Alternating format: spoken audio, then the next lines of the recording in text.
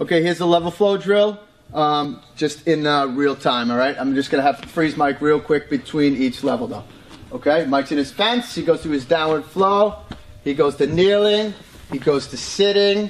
He goes to lying, lying neutral, sitting right lead, kneeling right lead, standing right lead. Back down one more time. Kneeling right lead, sitting right lead, lying right lead, lying neutral, lying left lead, sitting left lead, kneeling left lead, standing left lead. And that is all level flow drill. Alright guys, so now we're going to go into level flowing. And this is isolating each level of a fight. Okay, we're going to start with standing. Okay, again, these movements are going to be from frames or downward flow. When you stop at the particular level, we're going to freeze the downward flow and go into a frame. So you can see one way to do it. On the street, your frame could be on either side. But when you first start teaching this, we want it done a specific way so everybody's on the same page and you can clean up all your students. So this is like the optimal way to hold your hands and flow through each position. On the street, of course, you can go with the flow, all right? But you got to teach you guys one way in the beginning, and then once they get good, they can improv off of that. But you want to start off with just one way so everybody gets the handle of it and gets the technique really good. All right? So Mike's in a left lead. He's going to start from the first level, which is the standing level.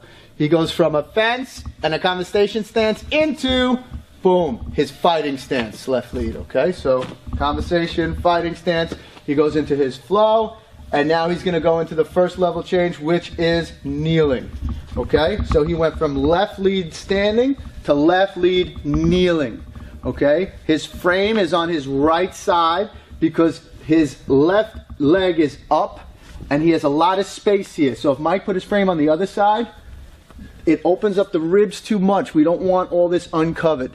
He has the natural barrier of his leg up on this side, so when he curves his back, he can shield more with this side, and when he curves his back on this side, the elbow shields on this side.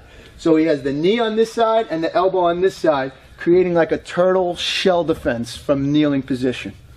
Okay, so this is why I want you to teach you guys one way, and it's this way only in the beginning, so you can articulate to them the exact hand position and why you want it on this side optimally, as opposed to the other side. It's safer, it offers more protection. Okay, so now he goes to kneeling. He's going to rotate the leg in and switch his frame to the left side, and the hand is going to touch right with his knee here. So it's like the bottom of his arm and his tricep are going to make this whole little protection here. Again, his back is curved, and his feet are not impeding each other at all. This foot is inside of the other foot. Okay, and as you can see, he's making a little box here. This leg is protecting here. The elbow protects this side. The hard part, the back of his head, is only exposed. There's no soft tissue on his face exposed. So if he's getting kicked or stomped, they only have the real rough parts of the body to kick and stomp. All the soft areas of the body are protected. Okay, now he's going to flow into the lying level. And then he's going to grab his knee and lower. And at any time, he can make a tight frame if he wants. But again, he's curled up. If he wants to bring the hand up to the frame, he would grab the wrist. And now just the hard part of the head is exposed. The palm is covering the back of the spine, the most dangerous part. And this is protecting all the front. This is going to be in as tight as you can, remember. And this is a little bit of area that you got to worry about with stomps down. So this is a transitional movement. It's not like we're going to hang out here and stay here while we get stomped out. It's just a moment in time. Now Mike's going to go to neutral, lying in a neutral position. So during this, he's going to bring his frame towards the center. So at any time, he can bring his elbows into his knees and cover his stomach and all the vulnerable areas here. But again, this is a transition period. He's not staying here long. He's just moving to the other side to get a better angle. He brings his other knee up close to him, and now he's lying on the left side of his body. Okay, again, he could frame up here, or his hands could be just on his knee or on his wrist. Okay, and that would be everything from standing, kneeling, sitting to lying. Now we start working back up the ladder. Mike's going to come up to sitting. He had his knee grabbed so he can use the hand to assist him getting up, so he's not doing a sit-up. And go back to lying for a second, Mike. Notice how Mike's coming up on an angle. which he's not doing like a crunch or a sit-up. He's using the body and the bone structure to help him get up easier as opposed to just using all the abs. And he's coming up on an angle as opposed to coming straight up, okay, which is safer for him because less of his body's exposed to kicks and stomps and everything like that. All right, so he's using the most scientific way to get up possible. All right, now from sitting, Mike's going to rock his head forward and swivel the leg back out. And now again, he's on a kneeling position. Take note of where his hands are again. He wants to frame on his left side so his elbow can protect the most vulnerable part of his body. Because his right foot is up now, he wants to be framed on the left side because his ribs and everything are exposed. They don't have the natural barrier of the knee over here. Okay, so over here he's going to frame at any time. He could drop the elbow in and cover his ribs and this whole side of his body. And then lastly, he's going to rise to standing and he switches his hands to his knees. Just go back to kneeling 1 sec, Mike. I want to point out one very important point. When Mike is at kneeling, his foot is alive.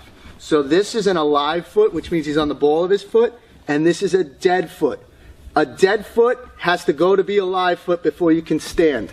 So anytime that you transition to kneeling, you want a live foot, which means your ball of the foot is touching the floor, so you can immediately get up. The other important thing is, you don't want to be all your body up here because it's going to expose all this to your leg, okay, with your Achilles heel. So when Mike's down kneeling, he's aware and cognizant of the fact that this is a dangerous area that I need to protect and work from. I don't want to stand up like this and be fighting for long with multiple opponents because this is going to expose this area and this is a dangerous area to get stomped on. Okay, and now when Mike comes up, he switches his frame to the lead side and he ends here on the lead.